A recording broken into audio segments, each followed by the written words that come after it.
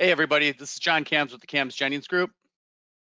And I'm Caleb Jennings with the Kambs Jennings Group of Compass Mortgage, and we want to thank you for joining us today.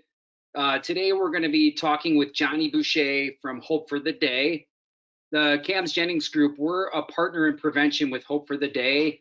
They're an amazing organization that does work on mental health education and proactive suicide prevention, and it's a cause that John and I really hold true to our heart. So today we're going to ask Jonny to talk a little bit about the kind of how did Hope for the Day begin, like where that come from, and to talk about really right now. I know we're going into the holidays. It's COVID. It's a very stressful time, and he's going to teach us some techniques, things we can do to help de-stress during these stressful times. So without further ado, I'm going to turn it over to Jonny. How you doing, Jonny? Oh, I'm great. Thank you both for having me. Always a pleasure. And yes, you both represent our partners in prevention, which is a huge backbone of Hope for the Day's work. It's the support that allows us to go out and do all the work. So, for all those who don't know, Hope for the Day, our mission is empowering the conversation on proactive suicide prevention and mental health education. And it's because, well, personally, I've lost 16 people to suicide. The reason that I started the organization in 2011, which is wild to think that, we're coming up on a 10-year anniversary next year, is in 2010, when I was working in the Christian concert promotion business, my boss, Mike, took his life, and he jumped off his fifth floor balcony in the Lincoln Park neighborhood here in Chicago. And the Chicago Tribune, I remember writing him being written up about how amazing of a businessman he was, and how this like beautiful piece of property that he had purchased, extravagant. I remember reading that, and then sadly they never wrote the other side of it, which was, Mike eventually took his life at that same place. And Mike, like many people, you have bosses that you learn a lot from. You learn good things, you learn bad things. And one of the things outside of business that I learned from Mike was truly the importance about just talking about mental health. Because Mike was number 9 on that list of 16, which is includes my aunt and my uncle on my mom's side. And what happened when I took a moment to really think about Mike and his impact on my life was that he opened my eyes to, wow, my life had actually been impacted by mental health and suicide for quite some time. Being number 9 on a list of 16, I took a moment to really see how my life had been impacted. And then also what was that common denominator? And that was the fact that nobody wanted to talk about, the good days and the bad days that they were experiencing. And so when I left the music industry to start Hope for the Day in 2011, the goal was just to simply start that conversation. Because sadly, when we talk about suicide, right, and mental health, right, we talk about it after somebody either dies or tries, usually somebody of a high profile, a celebrity or whatnot. But then we get back to, the same old, and we sweep it on the rug, especially during these times. We're taking on so much trauma, but it's what we do with that trauma. And at Hope for the Day, we really empower people to not only get educated with us because we have peer-led and clinically backed amazing mental health education that we provide for free to the community, but that also we have resources, we have tools that we know that once you go through our education, you learn how to be proactive about it. You learn how to go have that conversation with your community members, your family members, or even yourself, because as it says right here, we believe in this slogan right here: it's okay not to be okay. And that's really where the conversation starts. But from there, our focus is getting people educated, getting people connected to resources, and then giving them the tools to be, proactive. And one of the ways of being proactive is, about talking about lived experience. Like I've been impacted, I know, and you all, started off by saying that this is a cause that's near and dear to your hearts, because I'm sure you both have been impacted, right? And if either you'd like to share how you've been impacted, I think it is important, when talking about it, that we do share. How are you guys open to sharing a little bit? Yeah, I mean, I think there's a couple things in my life that definitely impacted me on this. The first was when Anthony Bourdain completed suicide, and And that was just really rocked my world when I woke up that morning and read that, and I was in disbelief. And I think partly because the stigma that goes with it. Well, Anthony Bourdain was this tough, chef guy, the chef's chef who travels the world, and I really just, he was living the dream life to me. Like everything, his world to me was perfect. And Right. and when I saw that, it really scared me, because I realized how no matter how tough you think you are or how you're perceived, that there's a lot of other things going on. And yeah, so that rocked my world. I mean, it really did. And it just, I cried, and I just didn't, I was pretty shocked at myself for crying over a celebrity doing that. And then but then the real pivotal moment though was my son. He struggles with some mental health issues, and he got to a point where he got close, and it really, that was it for me, where I knew that this hit home, and I knew that we need to talk about it. I had never talked to my son about that before, and I feel like, to me, when Hope for the Day opened up Sip of Hope, the coffee shop in Logan Square, and that really did, Johnny, sincerely, like that being in the community, kind of put it right back in my mind, and saw that there was organizations doing the work around this. And so I can say that that's when I know John and I started talking. When we partnered, we were talking about this as well. I'm going to open up to John too, but for me, Bourdain and my son was really changed me. Yeah, no, thanks for sharing, Caleb. John, you mind sharing at all?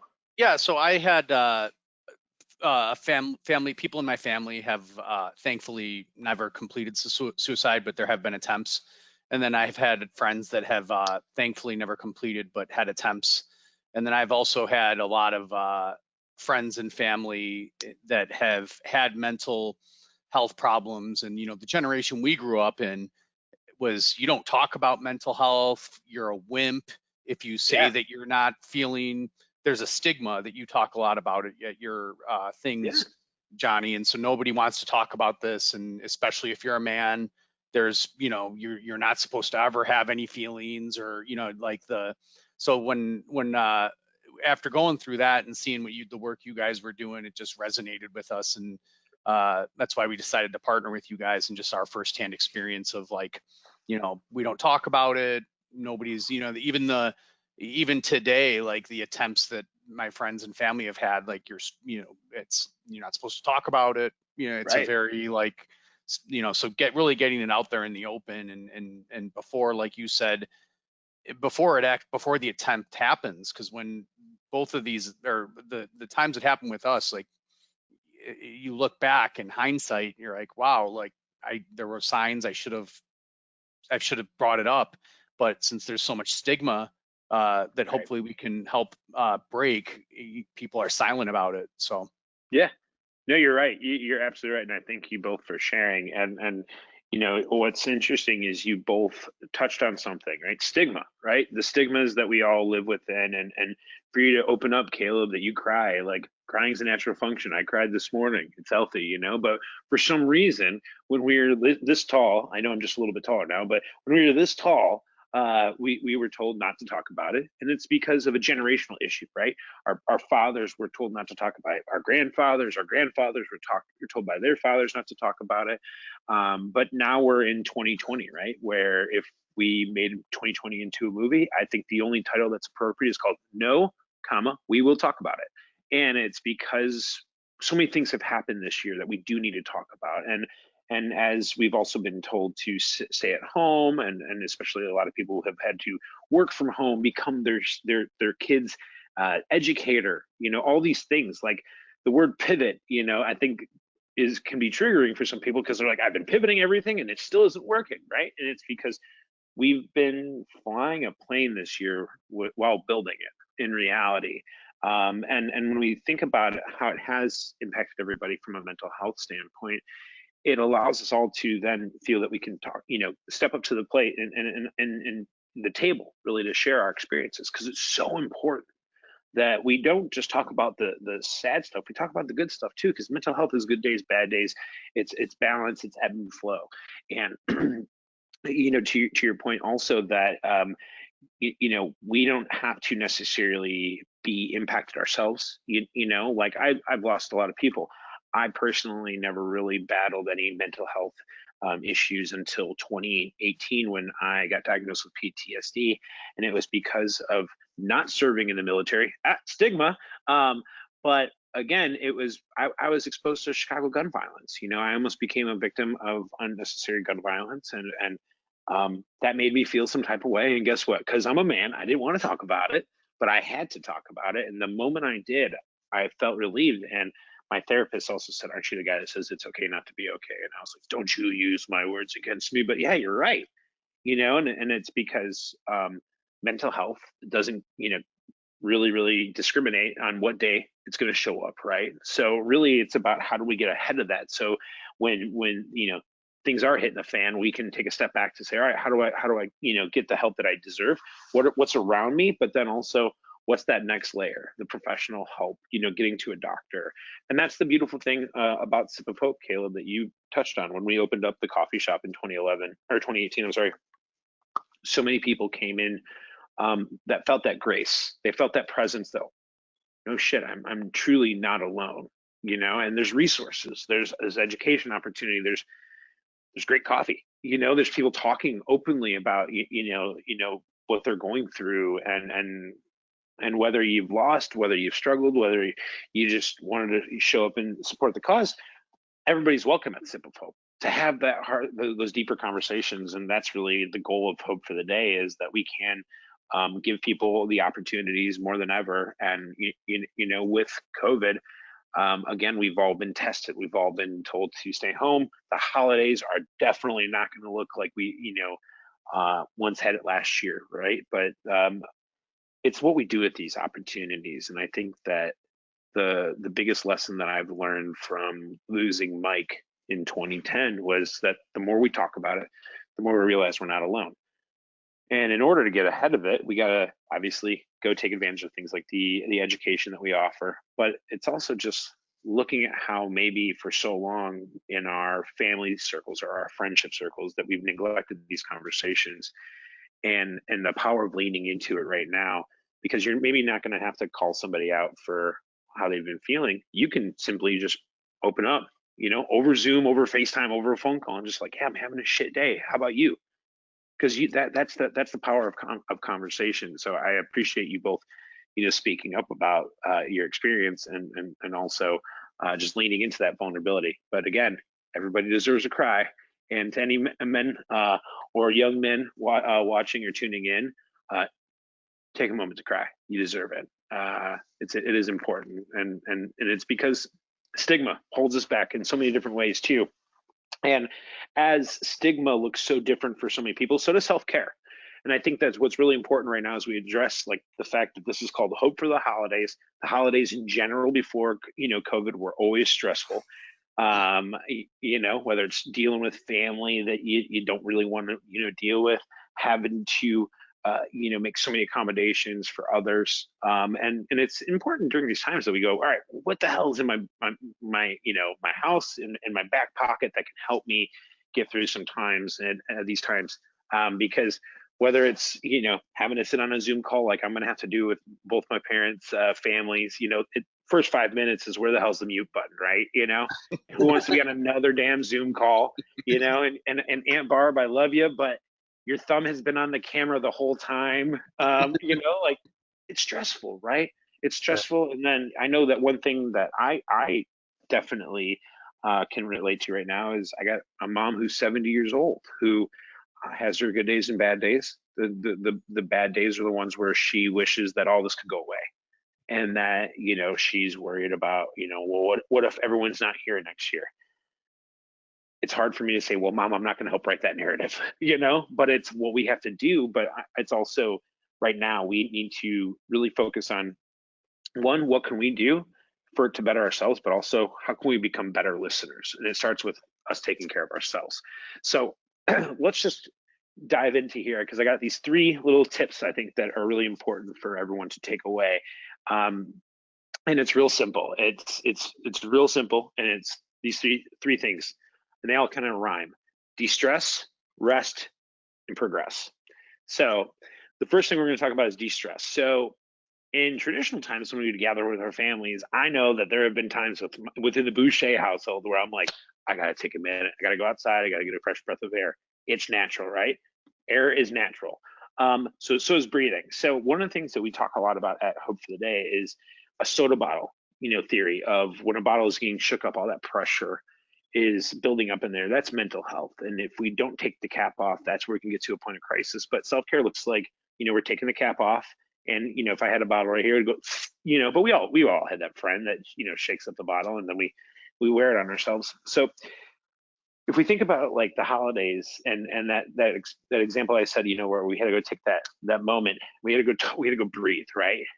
So one of the things that we talk a lot about is box breathing. Have either of you done box breathing? It's super good. So the fun thing about box breathing is that you just imagine a box, and it's 8 seconds per line of the box. So the idea is that you're going to inhale for 8 seconds, you're going to hold your breath for 8 seconds, you're going to exhale for 8 seconds, and then you're going to hold your breath again. This is also survival tactical breathing, and I learned this in doing ice buckets, like ice baths, where you get into a 28-degree ice bath, your body goes into shock. You can bring your body out of shock. And this lesson has helped me in meetings when we have stressful meetings, whether on Zoom or not, in person. This has helped me on a plane. I was on a plane ride coming out of New York that I did not think I was going to land. That plane was not going to land. It was wild. Instead of panicking, I started breathing, and I let the pilot do what he needed to do, and I calmed down. So let's practice it real quick. So if you guys want to test yourselves, remember it's 8 seconds. Inhale, 8 seconds, hold, 8 seconds, exhale, 8 seconds, hold. We'll start on my count of 3. 1, 2, 3. Inhale. Hold it. Exhale. All of it too, like get it all out there. Hold it. Now that leaves you wanting to breathe more air in, right? But if you do it 3 times, what it does is it starts to naturally release these endorphins, and it releases these stressors. So imagine, whether it's on Zoom or not, and you got to hook around that corner this holiday season, take that box breathing, to heart. It is so helpful, and we've seen in so many of our clients with our workplace mental health as well as our general education, that one tool people go back to because they go, I didn't have to rely on an app. I didn't have to have a phone in my hand, and I took time for me, right? Very important. So box breathing, that's the first one. So is distress. Rest. Okay. When we talk about rest, sometimes people think, okay, meditation. Do either of you meditate? It's okay. Oh yeah, you do? Namaste, my brothers. Well, we want to recognize that meditation is hard for some people. So rest and downtime, especially during COVID times, can look hard, right? So, but we still say, if you can, take 10 minutes to meditate. If you can, take 10 minutes to go for a walk. If you can, take 10 minutes to sit still.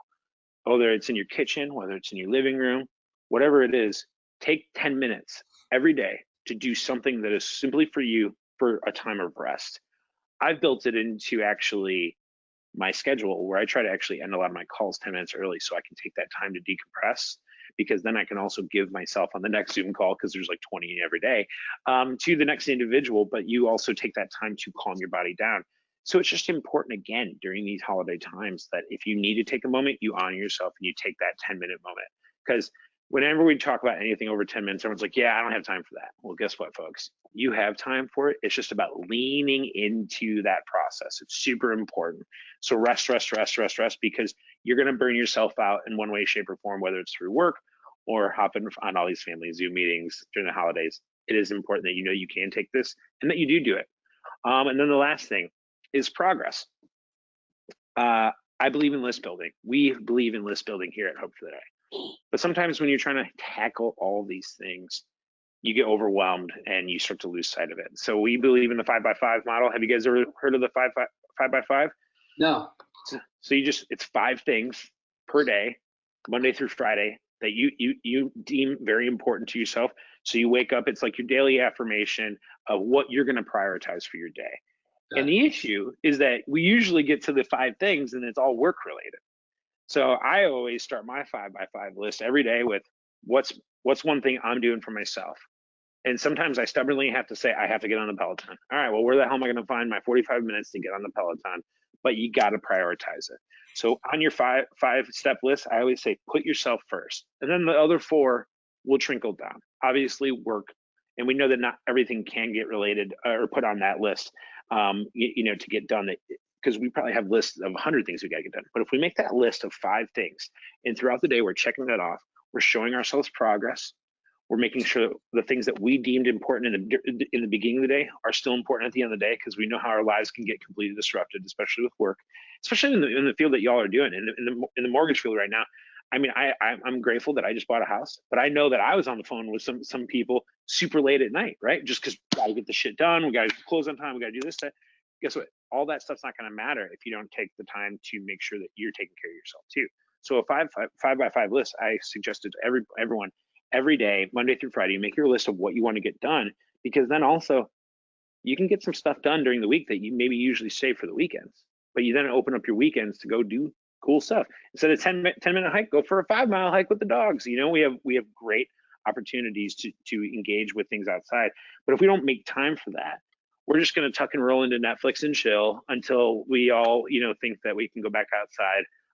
And that's going to take time to get there. But it's important that while we do have the time to maybe be working from home and have a little bit of time to do something for us, that we honor that. And that's why putting it on that list is so important.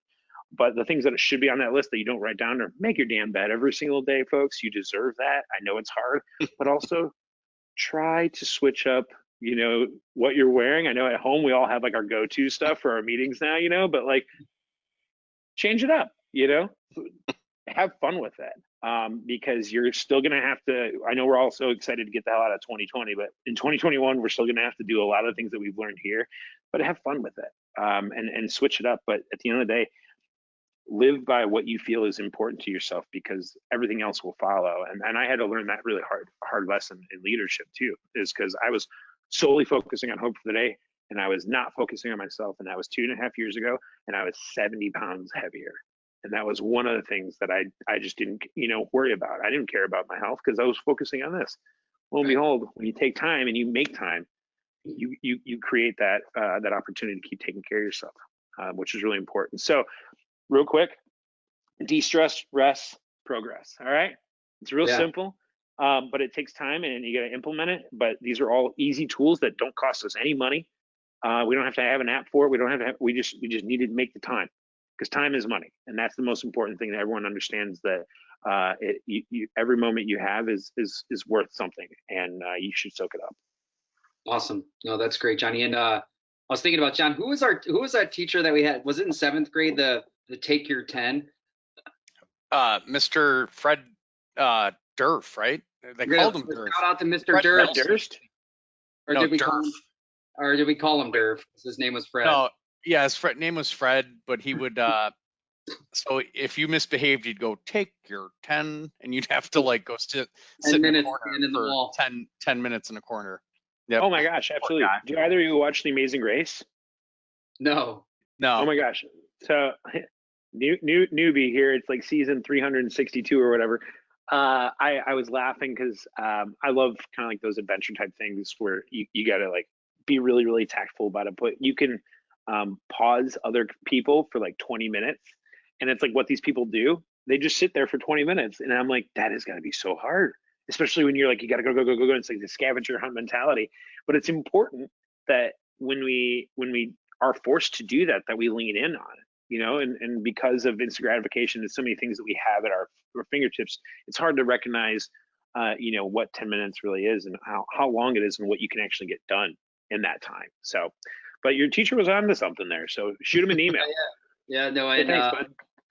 As far as so Johnny, also to folks watching, if you have any questions, feel free to put them in the chat and let us know. But I also wanted to just ask you, Jonny, how, if someone wants to get involved, helps Hope for the Day, like what could they do? What are ways to help?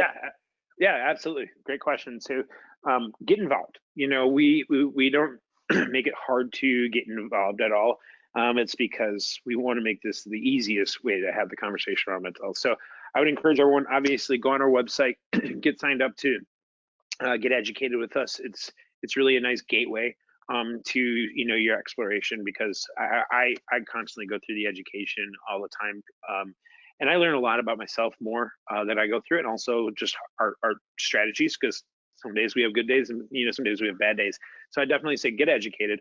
Go on our social media and follow us, because we really try to, whenever we do our campaigns and what, we really try to empower our community, right? Because I might have started this organization, but it takes truly a tribe and an army, both internally and externally. So get involved in that standpoint through the Agents of Impact program, and just figure out how we can mobilize you in your community to get resources out there, get your friends and family educated with us.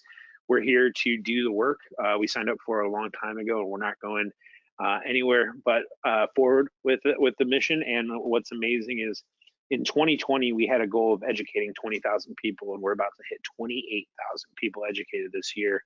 So it set a lofty goal for 2021 for 50,000 people. So if you want to get educated, come on board. We got plenty of opportunities to do so. And that's really the easiest way to start the conversation with Hope for the Day. But also stop by Sip of Hope, get a cup of coffee, and just know that every time you go by there, you're helping us open more doors for people who need it. Oh, there it is. Product placement. There you go. Full transparency. Caleb paid for that bag. I bought this bag. I actually drank 2 cups of this morning, and it's delicious. It's the Community Coffee Roasters. It's the Nicaragua women producers. Yeah. Really good. That's amazing. Yeah, it's fantastic. And the fun thing about our coffee roasting program is that we're taking the same education exactly that I'm trying to get everyone to go to on this webinar, to farms in places like Papua New Guinea, Nicaragua, Mexico, places that don't have mental health care systems, but they have people who deserve to have a conversation on the good days and bad days and figure it out together. So get involved. So I'll say this, just too, like for folks too, you can donate money to Hope for the Day. Like it's December. Some of you are looking for charities to donate to end the tax year. Hope for the Day, you go to their website, you can make a donation. We encourage you to do that. Do it before the end of the year, and get benefit on that as well. So yeah, donate to Hope for the Day. Every dollar goes towards proactive mental health, suicide prevention, and mental health education. Same with if you buy some beans at Sip of Hope, that's going to support the work of Hope for the Day. I can't stress enough that every dollar is needed to continue to do the great work that Hope for the Day is doing. So appreciate that. Yeah, bud, of course. And anything else to add on this from you, Jonny or John? Yeah. One thing about if you go to our website and you click on our Find Help page, we have a zip code search tool on there that has been super helpful for a lot of people in 2020, specifically because it doesn't just bring up the mental health resources that are available in your community, it brings up community resources. So things from financial aid to food to housing, all these things that we on the Hope for the Day side deem as factors that can contribute to somebody's mental health. We look at those as other tools that we need to put out in our communities too. So if you have a friend or a family member who is struggling, just please direct them to the Find Help page, and it's literally becomes a resource in their hand and in your hand to be helpful, because navigating these things is hard, but the more that we make it easier for us to access these things, the easier it is for people to get the help that they deserve. So just know that there is an amazing tool out there, because the holidays are hard in general, and there are resources out there, and everyone's worthy of getting them. Awesome. All right. Well, thank you, Jonny, for taking the time today with us. Thank you, Jonny. My pleasure. Yeah, absolutely. Hopefully we can do this sometime soon with coffee in hand too. I know. Let's see what's 2021 got for us. We'll see. But I appreciate your time, John. I'll talk to you later. And yep. Thanks, guys. All right, y'all. Happy holidays, everybody. Happy holidays. Happy holidays. Bye, guys.